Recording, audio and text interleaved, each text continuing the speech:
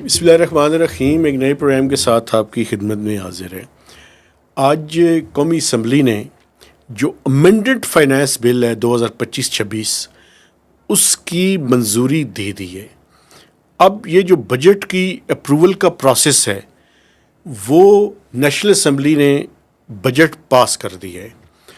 Supplementary grants जो हैं वो रहती हैं, वो भी पास हो जाएंगी। तो ये 1 जुलाई 2025 से नए माली साल का बजट नाफिजुल अमल हो जाएगा। आज मैंने सारा दिन पार्लियामेंट में गुजारा है, तो कुछ इंटरेस्टिंग चीज़ें जो हैं वो मैं आपके सामने रखना चाहता हूँ। एक तो जो ट्रेजरी बेंचेस हैं जिसमें 2 बड़ी पार्टीज़ हैं, जिसमें पाकिस्तान मुस्लिम लीग शहबाज शरीफ और पीपल्स पार्टी, उनके दरमियान एक रात गए को मुज़ाकरात जारी रहे और अल्टीमेटली उन्होंने चंद चीज़ों के ऊपर इत्तफाक राय कर लिया और उससे इत्तफाक राय के बाद पीपल्स पार्टी ने ये जो फाइनेंस बिल है उसको अप्रूव करवाने के लिए हुकूमत के हक़ में वोट दिया।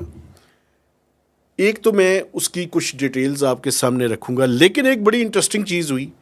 मैं वहाँ पे मौजूद था, एक प्रेस गैलरी में बैठा हुआ था, तो वहाँ पे जो बिलावल भुट्टो जरदारी हैं वो खड़े हुए हैं और उन्होंने 3 बातें की।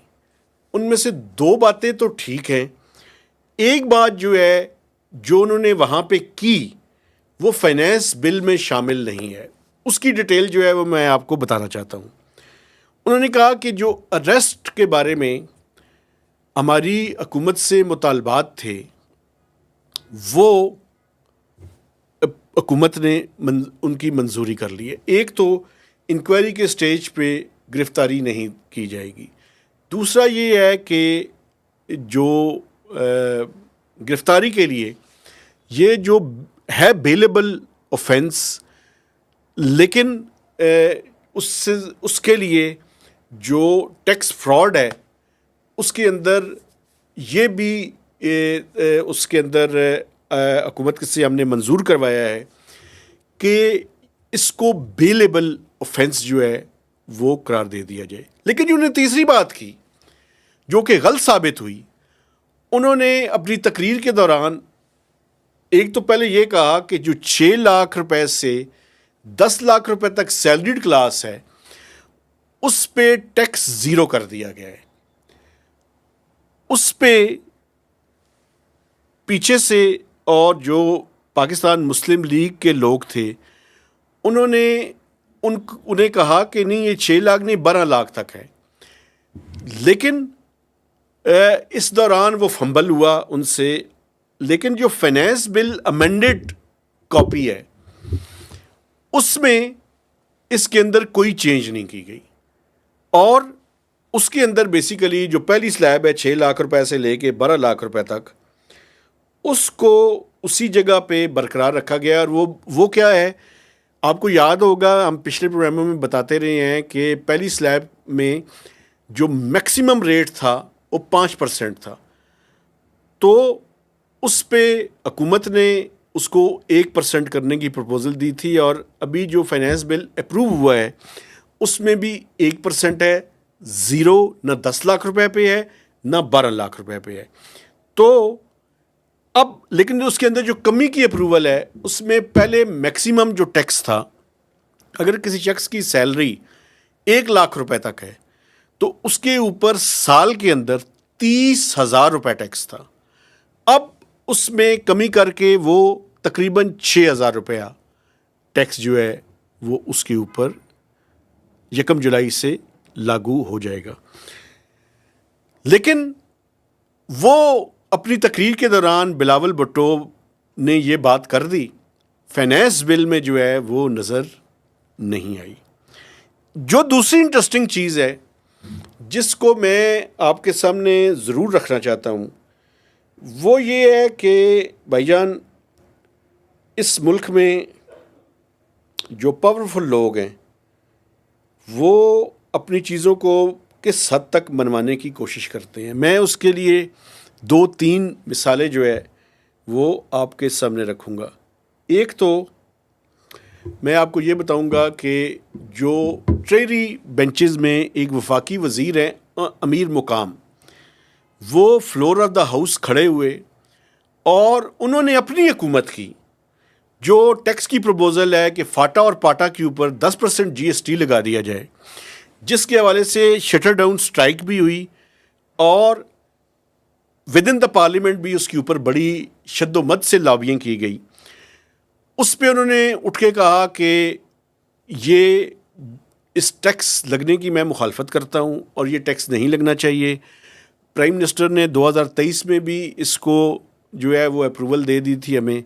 پھر پچھلے سال بھی جو بجٹ تھا ہم نے اس کو ایکسٹینڈ کر دیا تھا 5 سال کے لیے، 2018 سے 2023 تک اس کو ایگزمپشن حاصل تھی، یعنی اس کے اوپر ٹیکس نہیں لگتا تھا، نہ انکم ٹیکس نہ GST. ابھی حکومت نے انکم ٹیکس کی جو ایگزمپشن ہے یا استثنیات ہے اس کو تو جاری رکھا ہے، لیکن GST پہ حکومت نے 10% کی پروپوزل دی تھی. آج امیر مقام صاحب سے لے کر PTI کے جو فاٹا کے ممبران ہیں وہ بار بار اٹھ کے مخالفت کرتے رہے، لیکن 10% GST کی آج پارلیمنٹ نے اپروول اور نیشنل اسمبلی نے اس کی اپروول دے دی ہے. ایک طرف تو یہ بات ہے. دوسری جو میں سمجھتا ہوں کہ بڑی انٹرسٹنگ چیز ہے اور جو آپ کو بتانی بڑی ضروری ہے، 3 انسٹیٹیوشنز ایسے ہیں جن کو انکم ٹیکس کی چھوٹ دے دی گئی ہے. اس میں ایک بیکن ہاؤس نیشنل یونیورسٹی ہے جو اپنے اسٹوڈنٹس سے لاکھوں روپے فیس لیتی ہے. ایک فیڈرل ضیاء الدین یونیورسٹی ہے. اور تیسرا جو ڈپارٹمنٹ جس کو چھوٹ دی گئی ہے وہ ہے Punjab police welfare organization Lahore. ان کو بھی ٹیکس کی چھوٹ دے دی گئی ہے. یعنی جہاں پہ امیروں کے بچے جن یونیورسٹیز میں پڑھیں ان کو ان کی اس یونیورسٹیز کی جو انکم ہے، جو آمدن ہے، اس کے اوپر ٹیکس چھوٹ ہے. اب میں آپ کو مثال دیتا ہوں. ایک عام آدمی جو 800-850 cc تک کی گاڑی خریدتا ہے اس کے لیے جو GST ہے وہ 12.5 سے 18% کر دیا گیا ہے. لیکن جو SUV اور لگژری گاڑیاں امپورٹ کرتا ہے اس کی ڈیوٹی تھی 90%، تقریباً 90% کے لگ بھگ. اس میں 40% کی کمی کر کے اس کو 50% کر دیا گیا ہے. تو یہ میں آپ کو بتاتا ہوں کہ یہ کس طرح سے ایک ریفلیکشن کرتی ہے پاکستانی سوسائٹی میں. ایک جو اشرافیہ کا طبقہ ہے وہ کتنا انٹرینٹ ہے، وہ کتنے آپس میں ان کا جوڑ ہے، اور کس طرح سے اس ملک کو ایلیٹ کیپچر نے اپنے دونوں شکنجوں کے اندر اس کو جکڑا ہوا ہے. تو یہ چند مثالیں میں نے جو ہے وہ آپ کے سامنے رکھی ہیں. اب مسئلہ یہ ہے کہ جو چیز جو ایلیجیبل اور ان ایلیجیبل والا ایشو تھا کہ آپ کتنی بڑی ٹرانزیکشن کر سکتے ہیں پراپرٹی کے لیے، گاڑیاں خریدنے کے لیے، نئی گاڑی خریدنے کے لیے، سیکیورٹیز کے اندر انویسٹ کرنے کے لیے، اور اس کے ساتھ ساتھ بینک اکاؤنٹ جو ہے اس کو آپریٹ کرنے کے لیے. اس کے اندر جو چیز میں آپ کے سامنے رکھنا چاہتا ہوں وہ یہ ہے کہ جو چیزیں IMF کے ساتھ ایگری ہوئی تھیں ان میں تھا کہ اگر کوئی شخص 10 ملین یعنی 1 کروڑ روپے کا پلاٹ خریدنا چاہتا ہے تو اگر اس نے اپنے پچھلے سال کے ریٹرن کے اندر اپنی ویلتھ اسٹیٹمنٹ میں اس کو کروڑ روپے کی اپنی ورتھ دکھائی ہوئی ہے تو وہ 1,30,00,000 روپے تک کی پراپرٹی خرید سکتا تھا. لیکن ابھی اس میں اضافہ جو ہے وہ تھریش ہولڈ کو 5 کروڑ اور 10 کروڑ تک جو ہے وہ بڑھا دیا گیا ہے، جس میں کمرشل پراپرٹی کے لیے اور ریزیڈینشیل پراپرٹی کا ایک ڈفرینس جو ہے وہ کریٹ کیا گیا ہے۔ میں جو بات آپ کے سامنے رکھنا چاہتا ہوں، یہ تھریش ہولڈ تو بڑھا دیا گیا، لیکن کیا اس پہ آئی ایم ایف کو اعتماد میں لیا گیا یا نہیں لیا گیا؟ میری اطلاعات کے مطابق آئی ایم ایف کو اس کے اوپر اعتماد میں نہیں لیا گیا، اور ان ایشوز کے اوپر I M F major objections, اعتراضات اٹھا سکتا ہے۔ ابھی جب یہ بل with assent of the President of Pakistan will be converted into act of the Parliament، اور اس پہ عمل درآمد 1 جولائی سے شروع ہو جائے گا، تو آپ دیکھیے گا کہ آئی ایم ایف کے جو اس کے اوپر کنسرنز ہیں کہ جو ایگری چیزیں تھیں اس بجٹ کے اندر، ان سے کچھ چیزیں ہٹ کے کی گئی ہیں پارلیمنٹری اپروول کے اندر، اس کے اوپر آئی ایم ایف ڈیفینیٹلی حکومت پاکستان سے بات کرے گا۔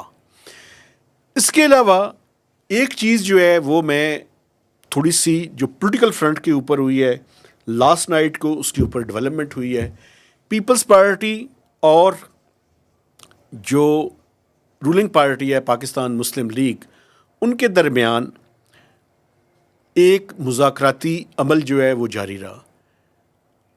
حکومت کی طرف سے deputy prime minister Ishaq Dar نے اس کو اسپیئر ہیڈ کیا، وہ حکومت کی طرف سے اس کے اوپر اپنی ٹیم کے ساتھ ان سے بات چیت کرتے رہے، اور میجر جو ایشو تھا جو ریزالو ہوا وہ تھا اریسٹ کی پاورز، جو ٹیکس فراڈ کے اوپر اریسٹ کی پاورز ہیں، ان کے اوپر حکومت یعنی پاکستان مسلم لیگ اور پیپلز پارٹی کے درمیان یہ بات چیت جو ہے وہ ہوئی، اور اس میں پریزیڈنٹ زرداری، بلاول بھٹو زرداری، ان کی طرف سے ٹیم جو ہے وہ تھی۔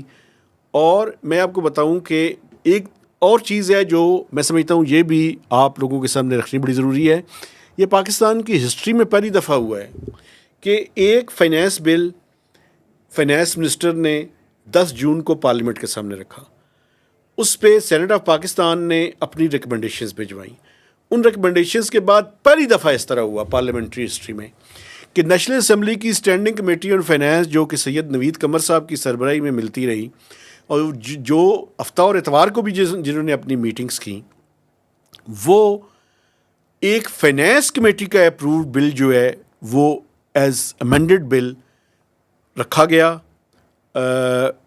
نیشنل اسمبلی کے سامنے، اور نیشنل اسمبلی نے اس بل کی منظوری دی، لیکن اس میں کچھ ایلیجیبل اور ان ایلیجیبل کو ایسی ریلیکسیشنز دی گئیں کہ جس پہ آئی ایم ایف جو ہے اس کو میجر اعتراضات ہو سکتے ہیں۔ لیکن یہ جو یعنی نوائزز ہوتی ہیں ایک ڈیموکریٹک پروسیس کے اندر، وہ نوائزز جو ہیں وہ بڑی کھل کر جو ہے وہ سامنے آئیں، چونکہ اس پہ ایک طرف پرائم منسٹر ہاؤس کام کر رہا تھا، ایک طرف اسحاق ڈار صاحب کی سربراہی میں کمیٹی کام کر رہی تھی، ایک طرف پارلیمنٹ کی ایک سب کمیٹی یعنی نیشنل اسمبلی کی اسٹینڈنگ کمیٹی وہ کام کر رہی تھی، ایک طرف ایف بی آر نے وہ ساری چیزیں آئی ایم ایف سے ایک ایک چیز کی منظوری دی تھی۔ مثلاً حکومت نے اناؤنس کیا تھا کہ ٹیچرز اور ریسرچرز کو 25% ریبیٹ دیا جائے گا، آئی ایم ایف نہیں مانا، اور ابھی آپ نے دیکھا کہ وہ 25% ریبیٹ جو ہے وہ واپس ہو گیا ہے، اور 1 جولائی سے دوبارہ ٹیچرز کی جو سیلریز ہیں، جو ان کو وہ انسینٹیو تھا وہ وڈرا ہو جائے گا، اور ان سے وہ ٹیکس کا جو انسینٹیو ہے وہ ان سے واپس لے لیا گیا ہے۔ تو یہ پورے کا پورا ایک سٹرکچر ہے جس کے اندر پارلیمنٹ نے آج جو میجر ایشو تھا فائنینس بل کا، اس کی اپروول دے دی ہے۔ ابھی جسٹ اجلاس ختم ہوا ہے، اور میں آپ کے سامنے آ کر اس کی ڈیٹیلز جو ہیں وہ میں نے رکھ دی ہیں۔ ایک آخری بات کر کے آپ سے اجازت چاہوں گا کہ پینشن کے اوپر بھی 5% ٹیکس لگ گیا ہے، لیکن وہ لوگ جن کی پینشن کی اماؤنٹ سال کی 1 کروڑ روپے سے زیادہ بنتی ہے، ان پہ 5% جو ہے وہ ٹیکس لگا دیا گیا ہے۔ یہ جو 3 ایگزمپشنز بیکن ہاؤس یونیورسٹی کو جس میں شامل ہے، ضیاء الدین اور ایک پولیس کی ویلفیئر کی آرگنائزیشن ہے، ان کو دی گئی ہیں، ان کی جسٹیفیکیشن میرے خیال میں کوئی نہیں بنتی. یہ شو کرتا ہے کہ پاکستان کی اکانومی ایلیٹ کیپچر کے اندر جکڑی ہوئی ہے. آپ پینشن کے اوپر مختلف ریفارمز کیے جا رہے ہیں اور یہ کہہ رہے ہیں کہ جو وڈو ہوگی اس کو اور اس کی فیملی کو 10 سال کے بعد پینشن جو ہے وہ خود بخود بند ہو جائے گی. ایسے وقت میں آپ بڑے بڑے اداروں کو ایگزمپشن دیے جا رہے ہیں. تو یہ کوئی یعنی مجھے کوئی بات ہضم نہیں ہوئی, مجھے سمجھ نہیں آئی.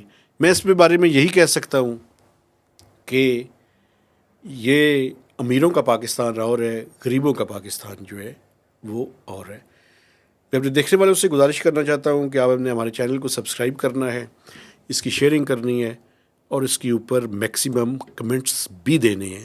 تو اجازت دیجیے, اللہ حافظ.